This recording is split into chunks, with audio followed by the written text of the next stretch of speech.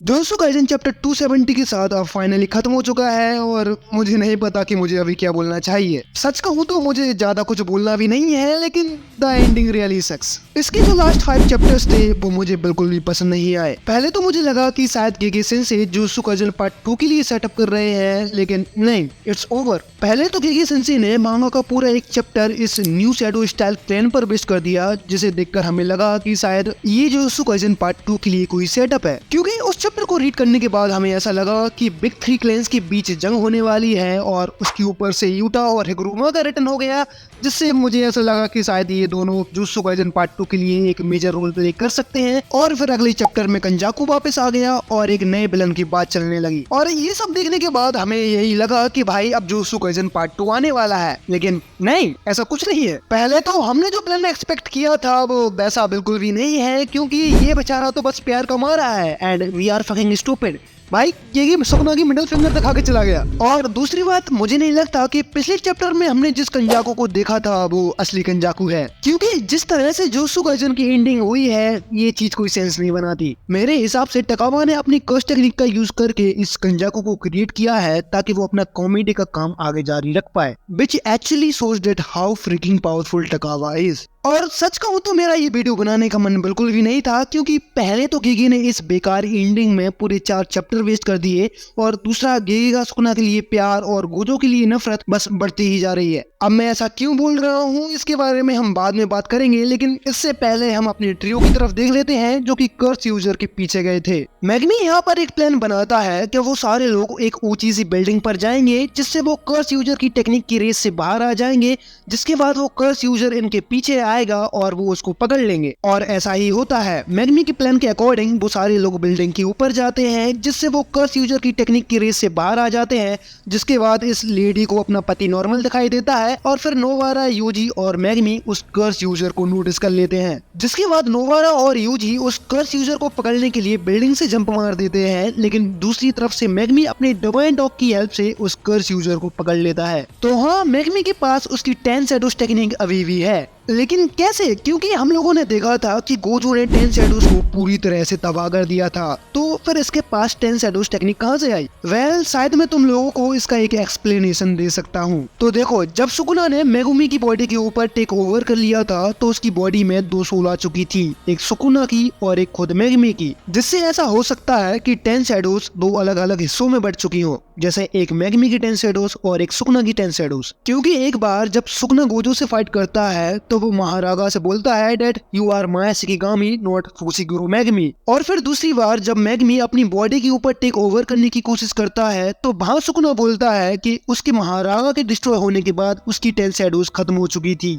That means this is Fushiguro shadows, जिसका मतलब है कि सुकुना के पास अपनी खुद की अलग से 10 शैडोज टेक्निक थी। अब ये बस एक थ्योरी है, अगर तुम्हारे पास इससे कोई बेहतर थ्योरी हो तो तुम कमेंट सेक्शन में शेयर कर सकते हो। अब मैगमी के पास उसकी 10 शैडोज टेक्निक तो है ही, लेकिन साथ ही में उसकी 10 शैडोज अब अपग्रेड हो चुकी है, क्योंकि अब तुम उसके डिवाइन डॉग को देखो यार, अब वो मैगमी से भी ज्यादा बड़ा हो चुका है। पहले डिवाइन डॉग मैगमी की आधी हाइट का था, लेकिन अब वो मैगमी से 1.5 गुना ज्यादा बड़ा है, और ये सब असल में सुकुना की वजह से हुआ है। हम लोगों को ये पता है कि यूजी सुकुना का वेसल था, और सुकुना ने कई बार यूजी की बॉडी के जरिए अपने स्पेशल जोजोत्सु को यूज किया है, जिसकी वजह से यूजी की बॉडी सुकुना की उस स्पेशल लेवल जोजोत्सु और टैलेंट को अडेप्ट कर लेती है, और यही सेम चीज अब मैगमी के साथ भी हुई है। सुकुना मैगमी की बॉडी में बहुत टाइम तक रहा था और उसने 10 शैडोज का यूज भी अपने फुल पोटेंशियल पर किया था, जिसकी वजह से मैगमी और 10 शैडोज ने सुकुना की उस स्पेशल लेवल जोजोत्सु और टैलेंट को अडेप्ट कर लिया, एंड एज ए रिजल्ट उसकी 10 शैडोज अब पूरी तरह से अपग्रेडेड हो चुकी है। आगे उस कर्स यूजर को पकड़ने के बाद यूजी उस लेडी से पूछता है कि क्या आखिर तुम इस बंदे को जानती हो, जिसके रिस्पॉन्स में वो लेडी बोलती है कि नहीं, मैं इस बंदे को नहीं जानती, जिसकी वजह से वो कर्स यूजर बहुत ज्यादा गुस्से में आ जाता है और बोलता है तुम्हें क्या लगता है वो पर्स तुम्हें किसने दिलाया था? तो होता ये है कि असल में ये लेडी एक होटल या बार में काम करती है जहाँ वो गेस्ट्स का वेलकम करती है, और उसी जगह वो इस कर्स यूजर से मिली, जहाँ उस कर्स यूजर ने उस लेडी को 1 मिलियन यान का एक पर्स भी गिफ्ट किया था, लेकिन वो औरत उसके बारे में भूल गई। इसके बाद वो लोग उस कर्स यूजर को पकड़ लेते हैं और फिर यूजी उससे बात करने के लिए जाता है, जहाँ वो कर्स यूजर यूजी से बोलता है कि वो अपने किए पर शर्मिंदा है और उसे अब समझ में नहीं आ रहा कि अब उसका क्या होगा। जहाँ यूजी उस कर्स यूजर से बोलता है कि बात इतनी सीरियस भी नहीं है क्योंकि कम से कम वो एक्सिक्यूट तो नहीं होने वाला। जिसके बाद यूजी गोजो के बारे में सोचता है और हमें एक फ्लैशबैक दिखाया जाता है, जहाँ यूजी गोजो से बोलता है कि उसे ऐसा लगा कि कुसाकावे के साथ बॉडी स्विच करने के बाद वो गोजो के साथ बॉडी स्विच करेगा। जिसके रिप्लाई में गोजो बोलता है कि कोई बात नहीं, लेकिन वो यूजी से कुछ बोलना चाहता है बट उसे समझ में नहीं आ रहा कि वो उसे कैसे समझाए। जिसके बाद हम देखते हैं कि कोई गोजो से बोलता है दैट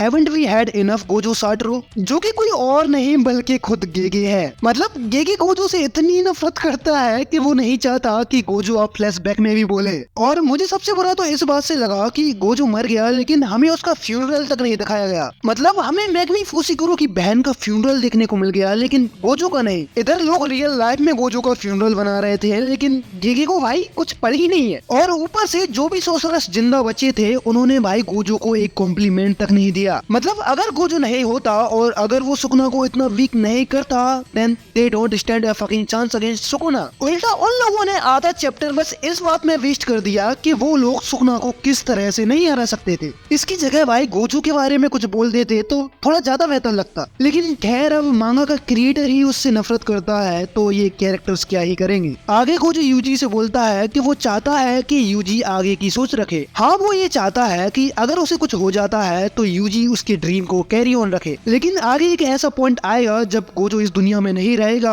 और वो सारे लोग गोजो से और भी ज्यादा स्ट्रॉन्ग बन जाएंगे और एक पॉइंट पर आकर वो उसको भूल जाएंगे, जो कि असल में सच है। क्योंकि जब तक तुम टॉप पर हो सारे लोग तुम्हें पूछेंगे, तुम्हें याद रखेंगे, लेकिन जैसे ही कोई और टॉप पर आता है तो वो सारे लोग तुम्हें छोड़ देते हैं और उसके पीछे चले जाते हैं। और यही सेम चीज गोजो के साथ भी होती है। जब तक गोजो सबसे स्ट्रॉन्गेस्ट था और जुत्सु सोसाइटी के लिए काम में आ रहा था सारे लोग उसके साथ थे, लेकिन जैसे ही वो मारा गया किसी ने उसे याद तक नहीं किया। यहाँ तक कि कुसाकावे ने ये बोल दिया था कि अभी तक जो कुछ भी हुआ है उसमें गोजो की गलती थी, जिसमें असल में गोजो की कोई गलती नहीं थी क्योंकि वो तो बस यूजी को बचाना चाहता था। लेकिन क्या ही कर सकते हैं क्योंकि ये दुनिया है ही मतलबी। जब तक तुम काम के हो तब तक सब ठीक है, लेकिन जैसे ही तुम बेकार हो जाते हो लोग तुम्हें कचड़े की तरह बाहर उठाकर फेंक देंगे। जिसके बाद हम आगे देखते हैं कि यूजी गोजो से बोलता है कि वो उसे कभी भी नहीं भूलेगा। जिसके बाद हम देखते हैं कि गोजो यूजी से बोलता है that he expect great things from him. और इसके बाद हम फिर रियलिटी में वापस आ जाते हैं। जिसके बाद हम आफ्टर लाइफ में सुकुना और महिटो को देखते हैं। हम लोगों को यहाँ पर पता चलता है कि महिटो की टेक्निक सोल से रिलेटेड है, इसलिए वो उन लोगों से मिलता है जो कि आफ्टर लाइफ में जा रहे होते हैं। आगे महिटो सुकुना से बोलता है कि आखिर तुमने मुझसे झूठ क्यों बोला, तुमने अपने आप से झूठ बोला और तुमने दूसरे लोगों से भी झूठ बोला। महिटो सुकुना से बोलता है कि वो अपने अकॉर्डिंग नहीं जी रहा था, उसे तो बस बदला चाहिए था उनके खिलाफ जिन्होंने उसे कर्स किया। जिसके रिप्लाई में सुकुना बोलता है कि उसने उस तरह से जिंदगी जी जिस तरह से उसे जीनी आती थी, लेकिन पहले असल में उसके पास चूज करने के लिए 2 रास्ते थे जिसमें से उसने गलत रास्ता चूज किया। लेकिन अगर उसे एक और मौका मिलता है तो वो सही रास्ता चूज करेगा। जिसे सुनकर महिटो थोड़ा सा भड़क जाता है और बोलता है that you have gotten soft. और इस चीज को सुकुना एक्सेप्ट करता है क्योंकि आखिर में वो अब हार चुका है। इसके बाद हम गोजो के सारे स्टूडेंट्स को देखते हैं और सुकुना की फिंगर के साथ ये चैप्टर यहीं पर ही खत्म हो जाता है। तो हाँ, जुत्सु काइसेन अब ऑफिशियली खत्म हो चुका है और सच कहूँ तो इस मांगा में बहुत ज्यादा पोटेंशियल था। ये हमें हैन एरा का एक आर्क दिखा सकता था और फिर अगर क्या होता अगर कर्स्ड एनर्जी पूरी दुनिया में फैल जाती और फिर सबसे बड़ा सीक्रेट आखिर कर्स्ड एनर्जी आई कहां से। और हम लोगों को नहीं पता कि जुत्सु काइसेन पार्ट 2 आएगा या नहीं क्योंकि गेगे की तरफ से तो बिल्कुल भी कोई कंफर्मेशन नहीं है। तो तुम लोग बताना कि तुम्हें जुत्सु काइसेन की एंडिंग कैसी लगी और अगर तुम्हें एनिमे पर ऐसी ही पीक फ्रिक्शन कंटेंट चाहिए तो वीडियो को लाइक कर देना और चैनल को सब्सक्राइब कर देना।